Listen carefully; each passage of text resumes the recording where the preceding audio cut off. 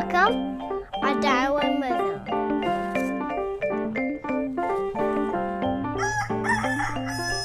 So something that bothered me this whole time is that it just didn't have enough of a orangey feel to it. Like I think when I look at videos from Italy and stuff, there's always like a oranginess or something.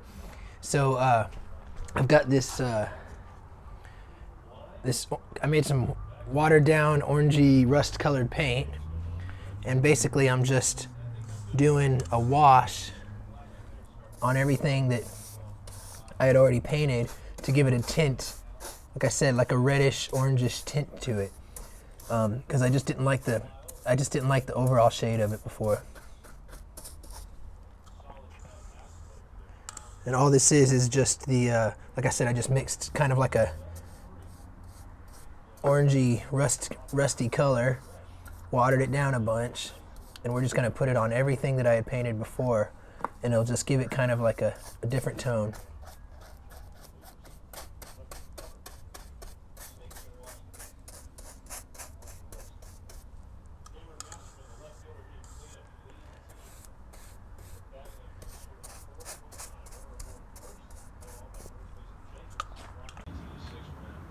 So yeah, you can see it, it's doing it. It just kind of, it still looks the same pretty much, but it just has a slightly reddish tone to it, which I think just makes it look a little bit more, I don't know, I just think it looks better.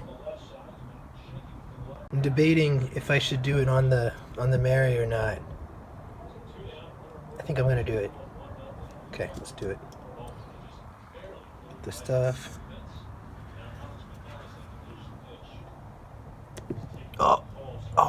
Oh, she's not even glued. Hold on. So, I think it looks cool. Oh, I didn't do it over here. It's going down onto where I poured that resin. But you know what? We're gonna just see how that looks when it dries. It might look kind of cool and like murky and muddy or whatever. And I guess we gotta do the road too. So let's do that.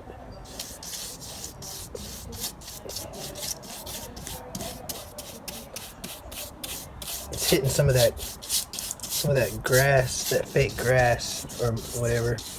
I'm picking it up. I don't know what I'm gonna do about that, but I don't know if I'm really gonna be concerned about it either.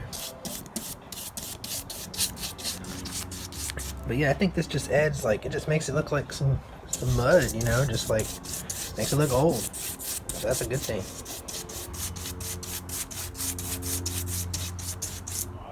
Areas like this where these big holes are, because I came around the corner and my nephew was stabbing this with a screwdriver. It's alright. Deal with it.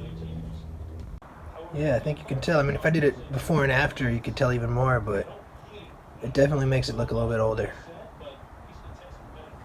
I guess we gotta do this side too. So let's do that.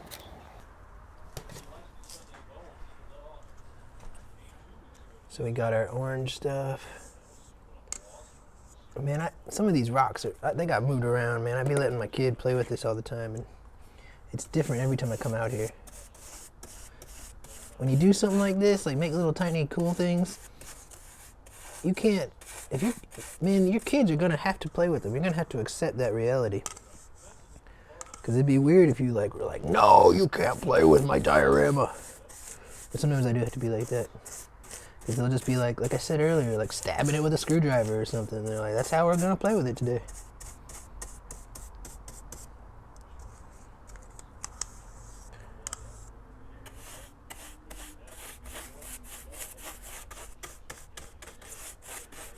Cool. Yeah, this is something much needed. I'm glad I'm doing this, because I was thinking about this. This has been driving me nuts the whole time. I just didn't feel like the color was right. I'll be looking at old videos about Italy or something like that. I watched the old 70s Romeo and Juliet. Everything's got an orangish, rustic color to it. So hopefully this gets us there a little bit. I made it pretty green and veggie, like, you know, vegetationed out and everything, because I don't know what time of year Romeo and Juliet happens, but I imagine it happening, it's like springtime. You know, because the weather would probably be nice. You know, it doesn't seem like a winter time play. It seems like, or maybe even the summer, probably the summer. So it'd be pretty green, but it'd be hot.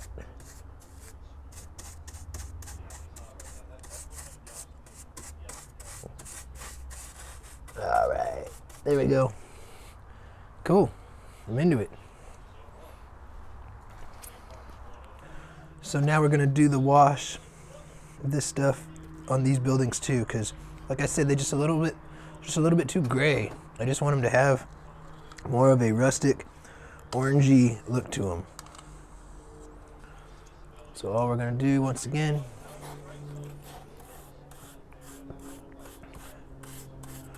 and there's some things I haven't finished painting on this, but man, I'll cross that bridge when I get to it. It's real easy just to do the same steps to cover those up.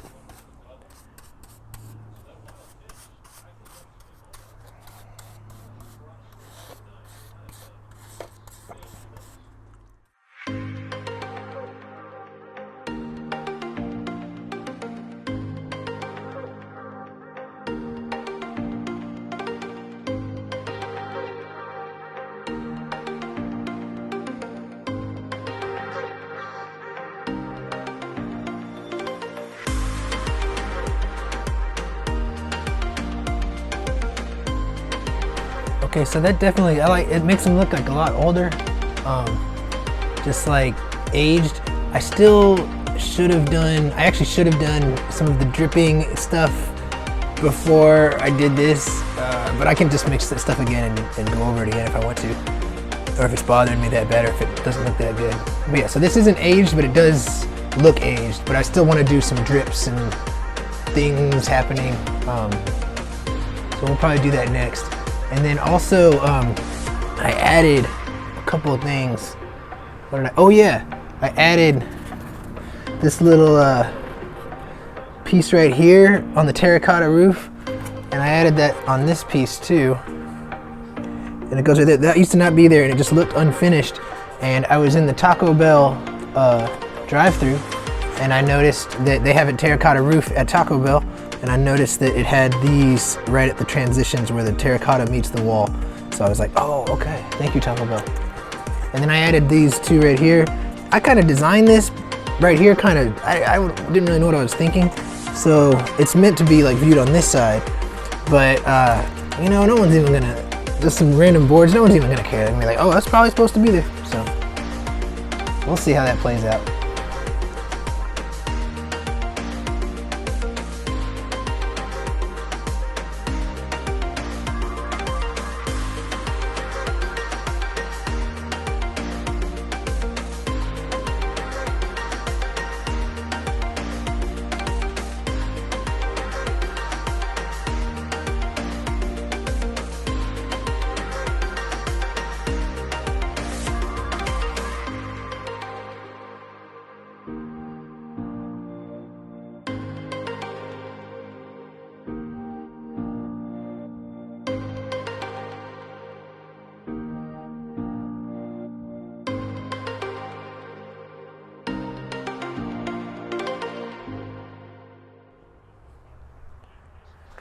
Okay, so there's, like I said, we did some little drip things happening. Like I said, everywhere that's, you know, vertical or horizontal where water could collect. Basically, if you sprinkled water all over this, where would it pull up and where would it drip? And that's where the mold is gonna grow, and these little green things. This is still, I haven't painted any of this balsa wood. I'll be painting it and then I'll make it blend in when it's done. And then let's take a look at the other dude. Here we go. And so yeah, I just put drips here, made it collect all along this edge, stuff down here, and down here on the bottom where, like I said, when it rains, where it splatters back up on the wall is everywhere where it's gonna be. And then it might be coming down this little sign right here, off this awning, on this patio. I might even do a little bit more down here. But yeah, you get the idea.